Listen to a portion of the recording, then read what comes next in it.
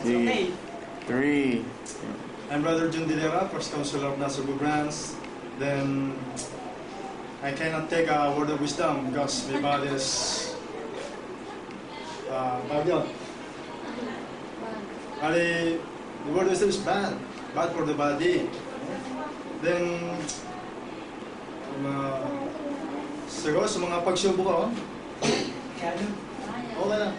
Sa mga pagsubok ko, mga naranasan ko din sa simbahan, dito ako nag-draw. Simula ng maraming bagay na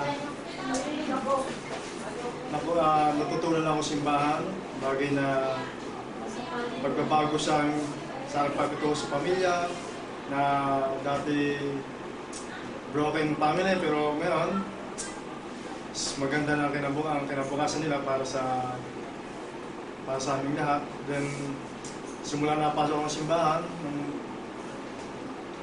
nag-iba na, talagang takbo na yung buhay. Kahit maraming problema, so okay lang. Nakakaraos kami kahit sa maghapon, kahit wala kaming pera, nagmamahal kami pamilya. Alam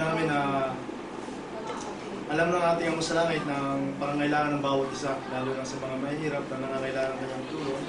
So always pray. Then, kung may problema ka, kung may sakit mo ngayon mag-anak or else may gusto kang merong ma-achieve na goal. So, pagpasting nyo lang para makatulong ko sa inyo. At saka mga bagay na gusto mong makuha, gawin mo ang inyong goal na dapat gawin sa loob ng isang taon. Lalo na sa year 2000. Kailangan gawin natin goal, prepare your family para sa temple sealing. Then, kung ikaw ay binata, RM, so prepare yourself para sa marriage, temple marriage.